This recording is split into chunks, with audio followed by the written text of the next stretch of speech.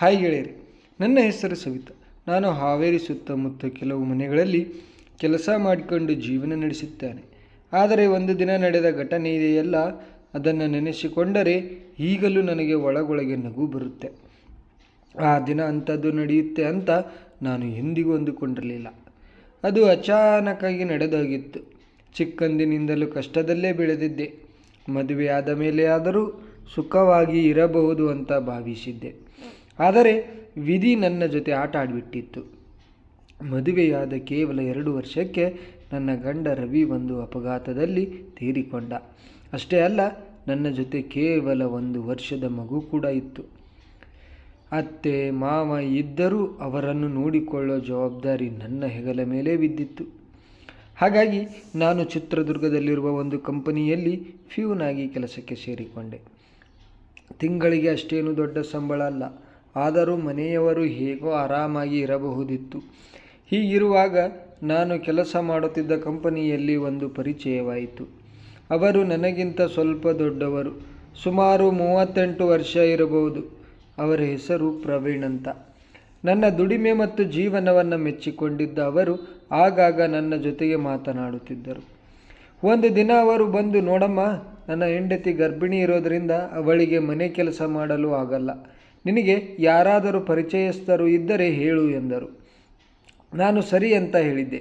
ಮನೆಗೆ ಬಂದು ಅತ್ತೆ ಮಾವನಿಗೆ ಈ ವಿಷಯ ಹೇಳಿದಾಗ ಅವರು, ನಿನ್ನ ಆಫೀಸ್ ಕೆಲಸ ಮುಗಿದ ಮೇಲೆ ಅವರ ಮನೆಗೆ ಹೋಗಿ ಕೆಲಸ ಮಾಡಿ ಬಾ, ಹೇಗಿದ್ದರೂ ಅವರ ಮನೆ ಪಕ್ಕದ ಬೀದಿಯಲ್ಲೇ ಇದೆ ಅಂದರು. ಮರುದಿನ ನಾನು ಅವರ ಬಳಿ ಹೋಗಿ, ನಾನೇ ನಿಮ್ಮ ಮನೆಗೆ ಕೆಲಸಕ್ಕೆ ಬರ್ತೀನಿ, ಆದರೆ ಬೆಳಿಗ್ಗೆ ಬರುವಾಗ ಮಧ್ಯಾಹ್ನದ ಅಡುಗೆ ಮಾಡಿ ಬರ್ತೀನಿ. ಇಲ್ಲಿಂದ ಹೋದ್ಮೇಲೆ ಸಾಯಂಕಾಲ ಮನೆಗೆ ಬಂದು ಎಲ್ಲ ಕೆಲಸ ಮಾಡ್ತೀನಿ ಎಂದೆ. ಮೊದಲಿಗೆ ಅವರು ಕೂಡ ಬೇಡ ಅಂದರು. ಕೊನೆಗೆ ನಾನೇ ಅವರನ್ನು ಒಪ್ಪಿಸಿದೆ. ಸರಿ ಅಂದರು. ಹೀಗೆ 1 ತಿಂಗಳು ನಡೀತು. ಆಮೇಲೆ ಅವರ ಹೆಂಡತಿ ಹೆರಿಗೆಗೆ ಅಂತ ತವರು ಮನೆಗೆ ಹೋಗಿದ್ದರು. ಆದರೆ ನಾನು ಕೆಲಸಕ್ಕೆ ಹೋಗಲೇಬೇಕಿತ್ತು. ಆದರೆ ಆಫೀಸ್ನಲ್ಲಿ ಅವರ ಬಗ್ಗೆ ಏನೇನೋ ಮಾತಾಡಿಕೊಳ್ತಿದ್ದರು. ಅವರು ಸರಿ ಇಲ್ಲ, ಬೇರೆ ರೀತಿ ನೋಡ್ತಾನೆ ಎಂದೆಲ್ಲ ಗುಸುಗುಸು ಇತ್ತು. ಆದರೆ ಅವರು ನನ್ನ ಜೊತೆ ಹಾಗೆ ಮಾಡಿರಲಿಲ್ಲ. ಹೀಗಿರುವಾಗ ಒಂದು ದಿನ ರವಿವಾರದ ದಿನ ಮನೆಯಲ್ಲಿ ಅಡುಗೆ ಮಾಡುವಾಗ ನಾನು ಗಮನಿಸಿದ್ದೆ, ಅವರು ನನ್ನನ್ನೇ ನೋಡುತ್ತಿದ್ದರು. ನನ್ನ ಕಣ್ಣು ಇವಾಗ ಅವರ ಮೇಲೆ ಬಿದ್ದಿತ್ತು. ಯಾಕೆಂದರೆ ನಾನು ಕರಿಮಣಿ ಮಾಲೀಕ ಇಲ್ಲದ ವಿಧವೆ, ಜೊತೆಗೆ ಒಂದು ಮಗು ಕೂಡ ಇತ್ತು. ಈ ನಡುವೆ ಅವರು ಆಗಾಗ ನನ್ನನ್ನೇ ಸೀಳಿ ನೋಡ್ತಾ ಇದ್ದರು. ನಾನು ಕಸ ಗುಡಿಸುವಾಗ, ನೆಲವರಿಸುವಾಗ ಅವರ ಗಮನ ನನ್ನ ಕಡೆ ಇರುತ್ತಿತ್ತು. ಆದರೆ ನನಗೂ ಏನು ಮಾಡಬೇಕು ಅಂತ ಗೊತ್ತಾಗದೆ ಸುಮ್ಮನೆ ನನ್ನ ಕೆಲಸ ಮಾಡ್ತಾ ಇದ್ದೆ. ಅವರು ಅವಾಗವಾಗ, ನೀನು ನೋಡೋಕೆ ಓಕೆ, ಚೆನ್ನಾಗಿದ್ದೀಯಾ, ಇನ್ನೊಂದು ಮದುವೆ ಯಾಕಾಗಿಲ್ಲ ಎಂದೆಲ್ಲ ಕೇಳುತ್ತಿದ್ದರು. ನನ್ನ ಕಷ್ಟಗಳನ್ನು ಆಲಿಸ್ತಾ ಇದ್ದರು, ಪ್ರೀತಿಯಿಂದ ಮಾತನಾಡಿಸ್ತಾ ಇದ್ದರು. ನನ್ನ ಜೀವನದಲ್ಲಿ ಪ್ರೀತಿಯನ್ನೇ ಕಾಣದ ನನಗೆ ಅವರ ಮಾತು ಮರುಭೂಮಿಯಲ್ಲಿ ಸಿಕ್ಕ ನೀರಿನ ಹಾಗೆ ಎನಿಸಿತು. ಅವರ ಮಾತುಗಳು ತುಂಬ ಹಿತವಾಗಿದ್ದವು. ನಾನೂ ಕೂಡ ಅವರ ಜೊತೆ ಮಾತನಾಡುತ್ತಿದ್ದೆ.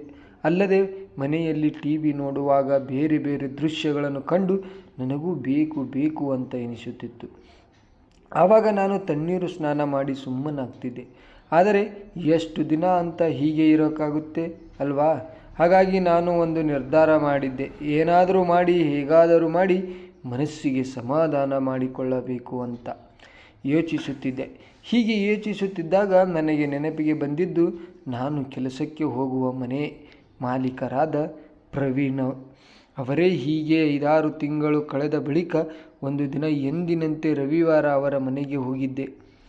ಅಂದು ನನ್ನ ಹುಟ್ಟುಹಬ್ಬ ಇದ್ದ ಕಾರಣ ಹೊಸ ಸೀರೆ ಹಾಕಿಕೊಂಡಿದ್ದೆ. ಆಗ ಅವರು ನೀರು ಕುಡಿಯೋಕೆ ಅಂತ ಒಳಗೆ ಬಂದರು.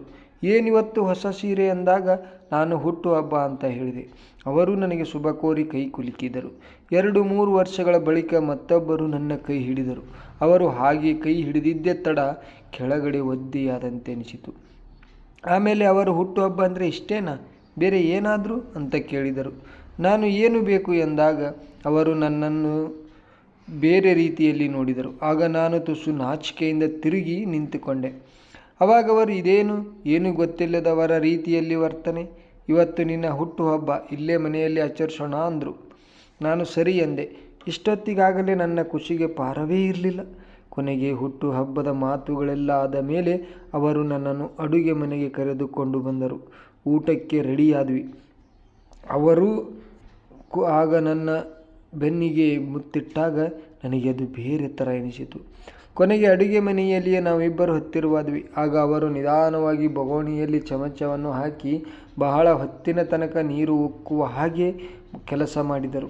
ಯಾವಾಗ ನೀರು ಹೊರಗೆ ಬಂದಿತು ಆವಾಗ ಇಬ್ಬರಿಗೂ ಸಮಾಧಾನವಾಯಿತು. ಕೊನೆಗೆ ಇಬ್ಬರು ಸೇರಿಕೊಂಡು ಎಲ್ಲವನ್ನು ಸ್ವಚ್ಛ ಮಾಡಿ ನಿಜವಾಗಿ ಊಟ ಮಾಡಿದೆವು. ಊಟಕ್ಕೆ ಕೂತಾಗ ನಾನು ಅವರಿಗೆ ಧನ್ಯವಾದ ಹೇಳಿದೆ.